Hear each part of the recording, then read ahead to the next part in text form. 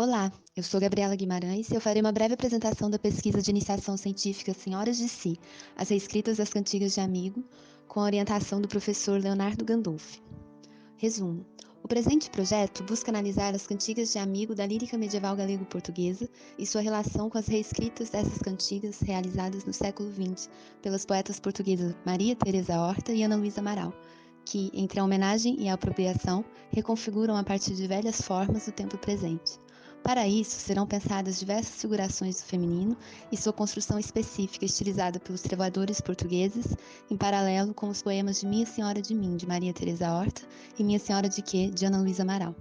Ao articular as suas poéticas com as cantigas medievais, será possível estabelecer alguns aspectos da presença feminina na poesia portuguesa, suas representações em seus respectivos tempos históricos. Para isso, contaremos, entre outras, com a perspectiva teórica queer de Judith Butler e também com os estudos de Ana Klobuchar sobre a emergência da autoria feminina na poesia portuguesa do século XX.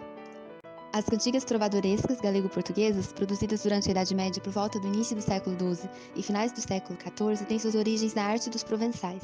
A forma linguística das cantigas é do galego-português, decorrente do século XII, e elas recebem diversas designações. São elas cantigas de amor, escárnio, maldizer e de amigo.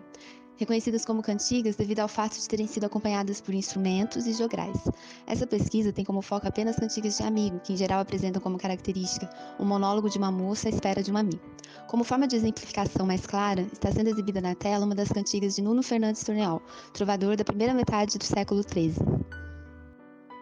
É perceptível na cantiga o monólogo de uma moça que, ao amanhecer, é despertada pelo canto de pássaros que anunciam, assim como ela, o amor sentido pelo amigo. A cantiga parece ressoar como uma lembrança do afeto vivido, mesmo após o amigo ter impedido os ramos em que pousavam os pássaros e secado as fontes onde se banhavam e bebiam, o que evidencia a persistência de uma alegria imaginada e simbolizada externamente, para além da própria imaginação da voz feminina que entoa a cantiga. Todas as aves do mundo, do meu amor e do vosso mente haviam, abrangem o sentimento. O mundo canta junto da voz poética e a ruptura que o amigo causa não suscita mudanças. O refrão permanece contente ao repetir Ledamant eu, o que mantém a atmosfera lírica de uma apaixonada sentimental. Na cantiga aqui apresentada, o próprio ato de um homem escrever na voz feminina evidencia a teoria de Butler de que o gênero é performativo. Mesmo com a distância temporal, o ato de se apropriar do período medievo de uma voz feminina também ressalta a importância da teoria crítica de Judith Butler. Pensando a linguagem em como os discursos constroem a noção da feminilidade, Judith Butler, em atos relacionais e retóricos, questiona e investiga de que forma a linguagem produz e reproduz diversas representações e normas, buscando dar novos significados às categorias de corpo, sexo, gênero e sexualidade. Da mesma maneira, foi colocada a proposta aqui de tomar a cantiga de maneira a relacionar e ressignificar os sentidos produzidos, tanto pelos trovadores como pelos poetas portugueses do século XX, Maria Teresa Horta e Ana Luísa Amaral, que se apropriaram das cantigas. A literatura portuguesa, em meados do século XX, viu em sua história o surgimento de escritoras mulheres ao lado das lutas feministas.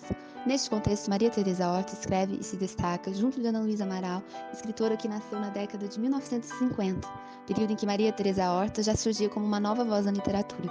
Separadas por 20 anos, Maria Teresa Horta escreveu o livro Minha Senhora de Mim, publicado em 1971, período de ditadura salazarista em Portugal, que tentava enquadrar o país em uma visão cristã usando Deus, pátria e família como mote para controlar as ações políticas e sociais.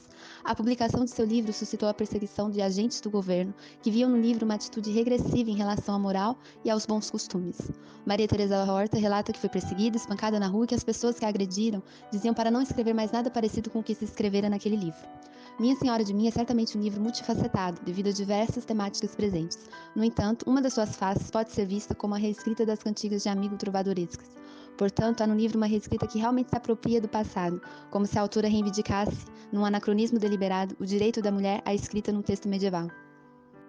Desta maneira, o livro Minha Senhora de Mim registra a voz feminina e abre caminhos para a literatura portuguesa que 20 anos depois vê surgir a poeta Ana Luísa Amaral, com a publicação de Minha Senhora de Quê, referência direta ao livro de Maria Teresa Horta. No entanto, já na década de 1970, a sociedade que recebeu Maria Teresa Horta a pancadas percebe Ana Luísa Amaral já com outros olhares e outros embates da luta feminista. tendo o que do título da obra de Ana Luísa Amaral como um pronome interrogativo que se volta para questionamento sobre o que é ser mulher, seus espaços e funções, ressaltando não somente a posse de voz e desejo, mas também uma reflexão de tal posse que se expande a um caráter mais plural e associado a uma luta feminista que já não é a mesma de Maria Teresa Horta. Das diversas referências implícitas no livro, uma delas é a de Virginia Woolf, em Um Teto Todo Seu, em que se ressalta o espaço da escrita da mulher e as suas relações com as jornadas de trabalho. Como afirma Ana Kobluka em Um Formato Mulher, a continuidade e o desvio coexistem na relação que Minha Senhora de Quê estabelece para com Minha Senhora de Mim.